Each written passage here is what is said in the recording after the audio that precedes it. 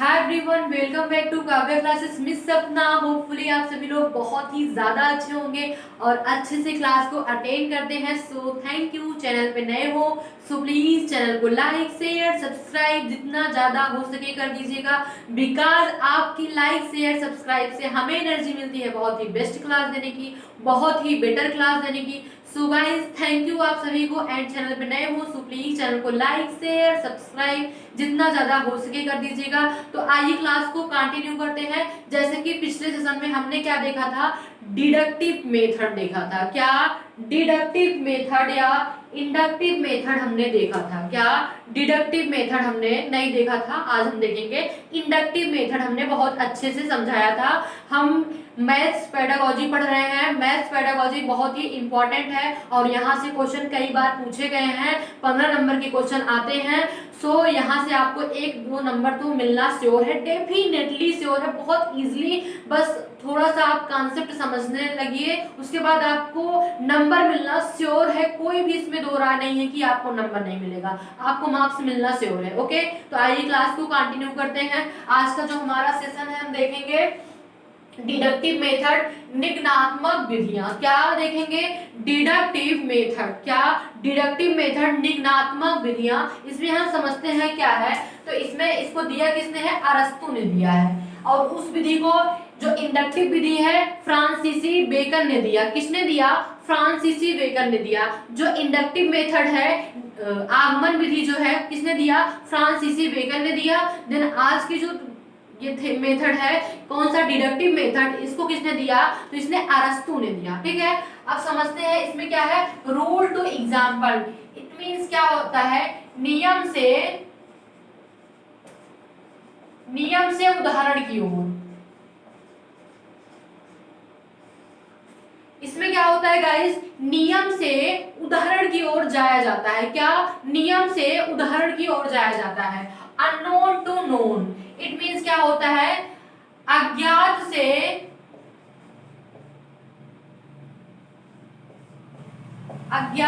ज्ञात की ओर। ठीक है, इसमें अब्स्ट्रैक्ट, अमूर्त से मूर्त की ओर।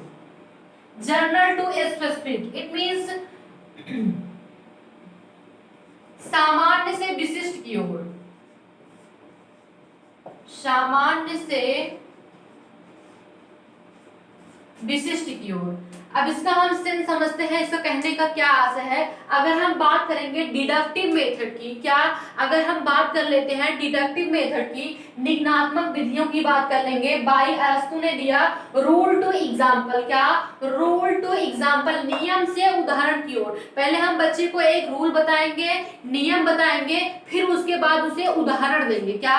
बच्चे को पहले हम एक नियम बताएंगे, फिर उसके बाद उसे क्या देंगे? उदाहरण देंगे। क्या? नियम बताएंगे, फिर उसे उदाहरण देंगे। फिर क्या है? अननोन टू नोन, अज्ञात से ज्ञात की ओर। पहले जो बच्चे को नॉलेज नहीं रहेगा उसके बारे में हम समझाएंगे, फिर उसके बाद जो जानता रहेगा बच्चा उसके बारे में बताएंगे। फिर क्या है? अब्स्ट्रैक्ट टू कंक्रीट, अमूर्त से मूर्त की ओर। इट मींस क्या होता है कि जो चीज बच्चे को समझ में आ गई है उसे भी, और जो नहीं समझ में आ पाई है उसके सापेक्ष में हम चीजों को बताएंगे। जनरल टू स्पेसिफिक, सामान्य से विशिष्ट की ओर ले जाना। एक बच्चा है, वो सामान्य चीजें उसे आ रही है, सामान्य चीजें समझ में आ रही है, उसे विशिष्ट की ओर ले जाना और आगे ले जाना। ठीक है, फिर इसमें क्या है? रूल टू एग्जाम्पल, नियम से उदाहरण की ओर। अगर हम बात करेंगे रूल टू एग्जाम्पल, जो कि बहुत ही ज्यादा इंपॉर्टेंट माना जाता है, यहाँ से क्वेश्चन कई बार पूछे गए हैं। अगर हम बात कर लें, बहुत ही ज्यादा इंपॉर्टेंट माना जाता है और यहाँ से कई बार क्वेश्चन पूछे गए हैं। तो बात करेंगे रूल टू एग्जाम्पल, नियम से उदाहरण की ओर। तो इसमें उसमें क्या थी? बहुत सारी समस्याओं का, उसमें क्या था? बहुत सारी समस्याओं का वन सोल्यूशन था। क्या था? बहुत सारी समस्याओं का वन सोल्यूशन था। देन इसमें क्या है? एक समस्या का बहुत सारे समाधान। कोई एक समस्या है तो उसके बहुत सारे समाधान हैं। क्या? कोई एक समस्या है उसके बहुत सारे समाधान हैं। फिर क्रिएटिव चाइल्ड, इट मींस क्या होता है? क्रिएटिव चाइल्ड, सृजनात्मक बालक। उसमें मैंने आपको क्या बताया था? इंटेलिजेंस, बुद्धिमान बालक। ठीक है, क्या बुद्धिमान, लेकिन इसमें क्रिएटिव आ जाएगा, उसके अंदर कुछ नया करने का जिज्ञासा होगी, क्रिएटिविटी पाई जाएगी, क्या क्रिएटिविटी पाई जाएगी।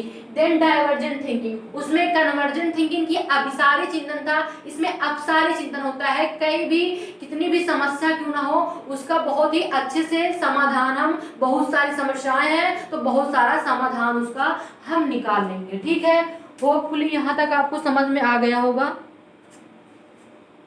ओके, यहाँ तक आपको चीजें बहुत ही अच्छे से क्लियर हो गई होंगी, कोई भी डाउट्स आपके मन में नहीं होगा। बहुत ही अच्छे से मैंने आपको समझा दिया कि क्या होता है ये। अगर बात करेंगे डिडक्टिव मेथड की तो इसमें क्या क्या चीजें होती हैं, तो बहुत ही अच्छे से हम इसमें आपको एक्सप्लेन कर दिए क्या क्या चीजें होती हैं, कैसे होती हैं, सब चीजें मैं आपको अच्छे से बता दी हूँ। कोई भी डाउट्स आपके मन में नहीं होगा इस टॉपिक को लेके या फिर अदर टॉपिक को लेके, कोई भी डाउट्स आपके माइंड में। मैं जितने भी, अगर मैं बात करूं सीटेट के ऑल सब्जेक्ट की मैं प्रिपरेशन करवा रही हूँ, ऑल सब्जेक्ट की क्लासेस आपको मिलती रहेंगी, कभी कुछ मिलेगी, कभी कोई, कभी ईवीएस की, कभी सीडीपी की, कभी पेडागोजी की, कभी संस्कृत की, कभी हिंदी की। सो गाइज आप बिल्कुल परेशान मत होइए, आपको सारी क्लासेस मिलेंगी और बहुत अच्छे से मिलेंगी। आप बिल्कुल भी परेशान मत होइएगा कि मुझे ये क्लास नहीं मिली, मेरी ये क्लास छूट गई, बिल्कुल भी परेशान नहीं होना है। आपको सारी क्लासेस मिलेंगी और वो भी बहुत ही अच्छे से मिलेंगी और एकदम टू द पॉइंट बात करेंगे।